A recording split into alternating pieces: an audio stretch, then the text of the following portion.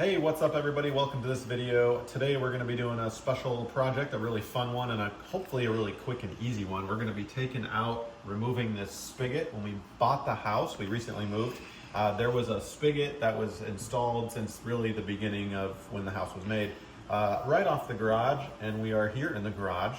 We decided to, however, frame out part of the garage to make a hallway. This will be the new exterior wall. And that means that the spigot then is inside. And for obvious reasons, we want to remove that because hose spigots do not belong inside the house. If somebody walks by and hits it, that could damage, causing a leak. If a kid turns this, it could obviously flood the inside of the home. So this is bad news and it's gotta go. It's gonna be a pretty easy job. What we're gonna essentially do is turn off the water main to the house, take out the spigot after draining the lines, and then we will be cutting the copper pipe and capping it. To do that, we need a variety of materials, pretty simple stuff. We need a bucket to catch excess water and just a rag. We need a screwdriver, obviously, to undo the spigot. We need a couple of specialized parts, a pipe cutter, and then a cap, an end cap thing right here. And these are specialized materials. You want to make sure you get the right sizes. I'll put links in the description below for these two products specifically. This should work. There's certain limitations to it. If you have a larger diameter pipe, for example, you need to buy a larger one. But for mine, this is what I'm gonna do. And of course, this piece as well. Again, I'll put those down in the description below. We also need a file because we're gonna be deburring the copper pipe after it's cut, and some emery cloth or some very fine grit sandpaper to clean up the pipe. So with all that said, let's go ahead and get started. So location-wise, there's the spigot. Here's the copper pipe that is being fed behind the refrigerator. It wraps all the way around to here. So the water main is right here. We're gonna go ahead and shut that off.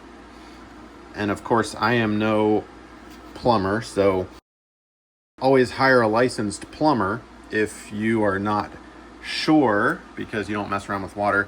It can lead to some serious consequences. All right, and then we'll open this up and drain that out. With the water lines drained, we will take off the spigot here. Just unscrew that. That one's just into drywall. It's not even mounted properly. So that should just loosen up. And we'll get that pipe on the other side a little wiggly, which is what we want. We've got the fridge pulled out and the pipe here is wobbly, like that, and my cut line is going to be about right here because that gives me plenty of space to apply my cap. It'll be like that. I could do it here, that's fine, but I worry that there might not be enough depth. We do need to mark the depth once I get it cut, and I'll show you how to do that. All right, to make our cut, we're going to put our copper pipe cutter here on the pipe and clamp it down. And you basically turn it like this. And it's gonna make a nice uniform cut. Look at that. All the way around. It just spins, and then you slowly tighten it and continue to do that. And it's gonna dig into that copper pipe and just groove it out. So we'll keep doing that. This certainly beats a Dremel tool. I've used Dremel tools before to cut copper pipe, but you could put like a little rubber band or something on it, or some type of twisty tie to give it your parallel cut line.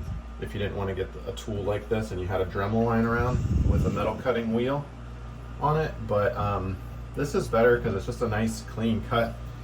With the Dremel tool, you have to worry about irregularities, and then you have to file it down a little bit more, grind more off to make it that perfect 90-degree cut.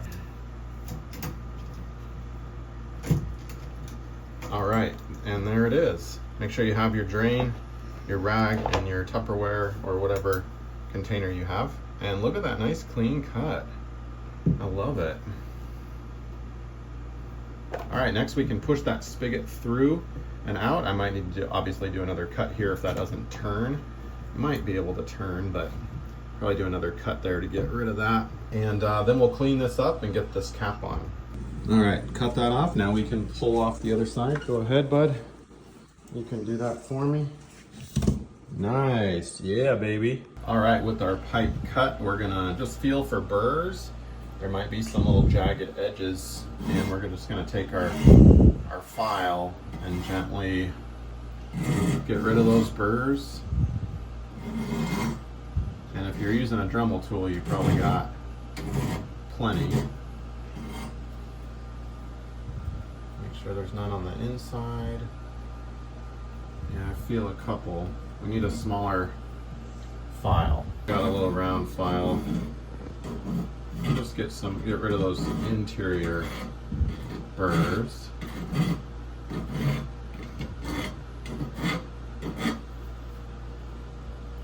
Yeah, that's much smoother, much better. That is deburred, and now I've got a couple of, basically an 800, I don't have any emery cloth, so I'm using very fine grit sandpaper, 800. And then this other, it's I think more fine than 800. Oops, there's two of them there.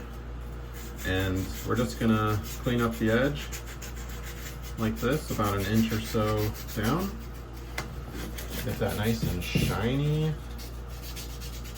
You can see it start to change color as you do this. See that? That's what we want. We want it to be shiny. So I'll just spend a minute doing this. We're gonna slide over this little bracket because there's no support for it. The support was, come on, baby. Okay, there we go. The support was over here, and the other support was the actual spigot. So we just need to relocate this one to give it a little more, so it doesn't flop around. And we'll make sure that we're going into a stud. Where's a stud? Oh, of course, there's no stud nearby, so I need to get a drill out and put an anchor in.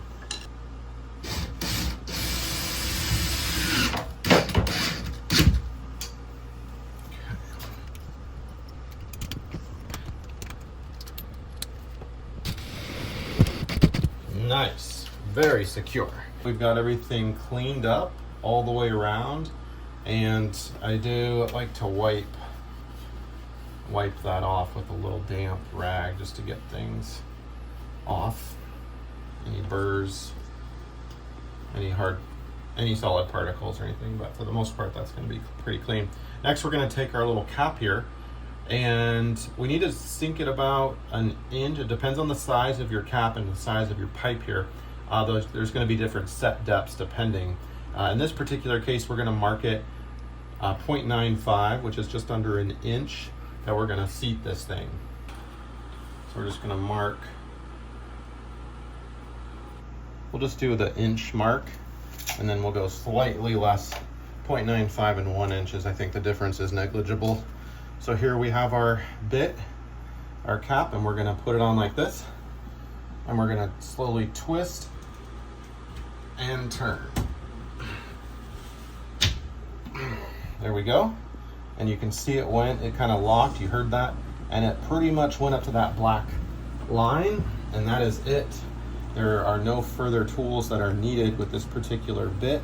We're going to go ahead and turn the water main back on and check for leaks. All right, just turn, it's a tight fit. Turn the water back on, and yeah, look at that. Beautiful. 0 leaks, baby. That's what I like. We'll drywall patch and we'll call this job good. Hopefully this has helped you out. Thanks for being with me today.